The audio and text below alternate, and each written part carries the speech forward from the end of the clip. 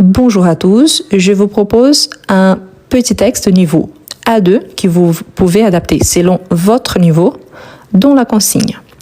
Vous êtes malade et vous avez vu un médecin qui vous a donné un arrêt de travail de 3 jours. Vous écrivez un message à votre chef pour l'informer de votre absence, entre 60 et 80 mots. Donc, quel est l'objectif? Écrire un message à notre chef. S'il s'agit de notre chef, normalement on part du principe qu'il faut utiliser un langage un petit peu plus formel. Ici c'est un message, ici on va partir du principe que c'est un modèle d'email, parce qu'aujourd'hui c'est la communication la plus facile. On ne part pas du principe qu'on va envoyer un SMS parce que c'est trop informel. Donc on commence. La première question, est-ce que je suis obligée d'ajouter un titre? Pas forcément, mais c'est bien. Pourquoi? Parce que quand on envoie un mail, normalement, on ajoute un objet. Objet, c'est les sujets de discussion. Si on part du principe qu'ici, c'est un mail, donc c'est ça qu'on va faire. Donc ici, je peux dire par exemple, notre sujet, c'est objet. C'est qu'on retrouve quand on envoie un mail. Arrêt, maladie. Comme ça, le chef, il va lire ces messages, il sait exactement de quoi il s'agit, donc le sujet va attirer son attention et lui, il va commencer à lire tout de suite. Est-ce que je suis hors contexte? Non, parce que j'ai vu un médecin, je suis malade, donc arrêt maladie, c'est l'arrêt qu'il faut prendre. Un arrêt, c'est une sorte de congé quand je ne peux pas travailler. Ici, j'écris à mon chef, donc je commence par une petite salutation. Et normalement, je connais mon chef. Donc, monsieur ou madame, je sais à qui j'écris. Je peux dire par exemple, bonjour, monsieur Durand. C'est un nom assez courant ici en France. Donc, bonjour, monsieur Durand. Donc, c'est juste une salutation de politesse. Si c'est madame, ok, si vous écrivez directement au DRH, le directeur des ressources humaines, donc vous allez aussi indiquer s'il s'agit d'un homme ou d'une femme ou d'un responsable. Donc, je commence mon message. Je vous écris. Je vous écris. N'oubliez pas, écrit avec S, parce que c'est la première personne du verbe écrire, conjugué au présent. J'écris à qui? À mon chef, donc je les vous vois, je vous écris pour vous informer. C'est la raison par laquelle j'écris. Je vous écris pour vous informer que je suis malade. Ok, ici, rien de nouveau, je reprends le début de ma consigne. Maintenant, il faut annoncer que j'ai un arrêt de 3 jours. Du coup, je peux dire, je peux continuer, c'est un message assez court, ou alors je peux commencer un nouveau paragraphe. C'est à vous de décider selon votre style d'écriture, mais là, vraiment, ça ne change pas grand-chose par rapport au message. Donc, je suis allée, moi, en tant que femme, j'ajoute la marque du féminin. Si vous êtes un homme, ce n'est pas nécessaire, mais pensez toujours que le participe passé du verbe aller, on a l'auxiliaire être et on fait l'accord masculin-féminin singulier au pluriel. Donc, moi, en tant que femme, je suis allée chez le médecin. Surtout ici, n'oubliez pas la préposition plus article. Donc, médecin. Ici, je vais séparer les mots. N'oubliez pas qu'en français, quand on a la séparation, c'est selon les sons. Donc, mais, c'est une première syllabe. Donc, médecin. OK? Donc, je suis allée chez le médecin. Je peux préciser les moments. Ce matin. Et il m'a donné. Il m'a donné. Passé composé avec avoir, il n'a pas besoin de faire l'accord. Il m'a donné en plus, le sujet ici c'est il. Il a donné à qui? À moi, donc il m'a donné. Il m'a donné un arrêt avec le circonflexe, c'est obligatoire. Surtout, c'est écrit ici. Attention, quand j'oublie un accent qui est bien écrit dans la consigne, je suis pénalisé. D'accord? Ça part du principe que je copie. Donc, je ne peux pas oublier les accents quand ils sont donnés. Donc, un arrêt de travail de 3 jours.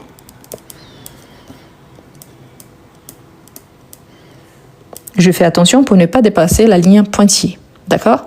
Il y a certains correcteurs qui ne regardent pas trop si vous dépassez juste un petit pot, juste un petit point. Ce n'est pas si grave. Mais quand même, on fait notre mieux pour ne pas le dépasser. Donc, faites attention à ça. Donc, ainsi,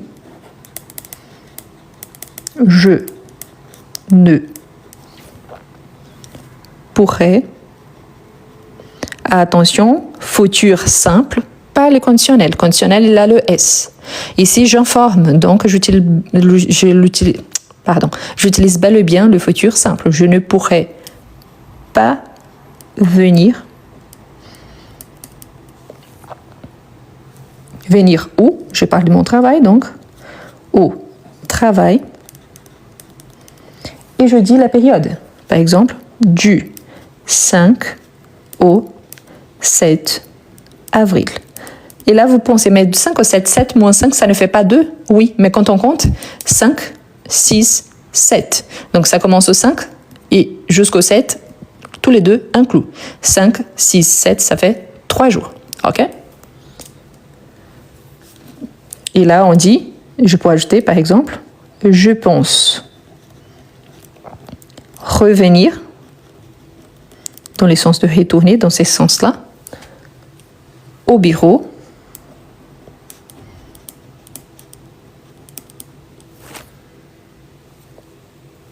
mardi 8 avril. Là, vous pourriez me poser la question. Oui, mais 5, 6, 7, il y a les week-ends. On les considère dans la vraie vie, non. On considère seulement les jours outils. Et en plus, on va regarder selon les conventions du travail. Il y a un tas de règles. Ici, c'est pour faire simple. C'est juste un modèle. Et il y en a d'autres qui en suivent les temps donnés. Donc, si la personne a eu l'arrêt au 5, ça va jusqu'au 7, donc c'est normal, même s'il inclut les week-ends. Donc là, c'est la convention de travail. Moi, je ne suis pas avocate et je ne travaille pas dans ces domaines-là. Je suis prof de français, donc ici, c'est ça qui m'intéresse selon les prépositions utilisées et les dates données. C'est ça qui m'intéresse. Pourquoi je pense revenir? Parce que si je continue malade, je ne reviendrai pas. Là, je vais repasser chez le médecin et j'aurai une continuation de mon arrêt maladie. Donc, c'est juste, je pense revenir dans ces sens-là. Je n'ai pas la certitude. Ça dépend si tout va bien ou pas, si je vais améliorer ou pas. D'accord? Donc, je peux finaliser avec une petite phrase polie, comme par exemple, merci de votre compréhension. La question qu'on se pose, de votre compréhension ou pour votre compréhension? Ça dépend. Je pars du principe que lui, il va bien comprendre et qu'il va bien accepter. Donc, je peux utiliser deux. OK? Compréhension. Cordialement ou bien cordialement, à vous de décider. Et là, normalement, je signe. Est-ce que je suis obligée de signer? Dans la vraie vie, oui. Ici, quand il s'agit d'une évaluation, on a bien appris que normalement, on ne signe pas pour ne pas nous identifier, ne pas donner notre vrai nom. Mais tout le texte ici, il est faux. Donc, si je pars de ces principes-là, sauf que je fais l'accord au féminin, ce n'est pas obligatoire. C'est plutôt pour montrer à mon correcteur que je sais bien utiliser le passé composé de certains verbes quand on fait l'accord au féminin. C'est plutôt intéressant pour montrer ces détails. Mais je ne suis pas obligée de signer. Si on pense, OK, mon texte, il devrait compter entre 60 et 80 mots. Il y a deux façons de compter. Il y a certains correcteurs qui ne considèrent pas le titre en général. Il y en a d'autres qui considèrent tout ce que vous écrivez sur votre page. Donc là, vous partez du principe, ok, je compte avec le titre. Si ça dépasse un petit peu, j'ignore le titre. Si je n'arrive pas, donc je considère le titre. Et le correcteur, normalement, la plupart du temps, nous sommes très raisonnables, donc on comprend bien qu'il y a les stress, il y a le ton, donc on laisse passer, il n'y a pas de souci. Si on compte ici, on a. N'oubliez pas, par rapport aux évaluations, on considère un mot tout ce qu'il y a entre deux espaces en blanc. Indépendamment s'il y a une élision, indépendamment si vous êtes d'accord ou pas par rapport au fait que « Ah, mais ce n'est pas comme ça ». Par exemple, à l'université, un titre, c'est considéré un mot, indépendamment s'il y a un mot ou s'il y a 20 mots différents à l'université. S'il y a un auteur, si je dis par exemple Victor Hugo, 2 mots, à l'université, je considère un mot. Si je cite un livre dans mon texte, s'il y a un titre, par exemple, 80 jours d'un condamné, je considère seulement un mot. Pourquoi? Parce que ce sont les règles de l'université. Ici, je parle d'une évaluation, donc on considère un mot tout ce qu'il y a entre deux espaces en blanc. Par exemple, ici, m'a donné. On a les me plus a qui devient ma, donc on a un pronom plus un verbe.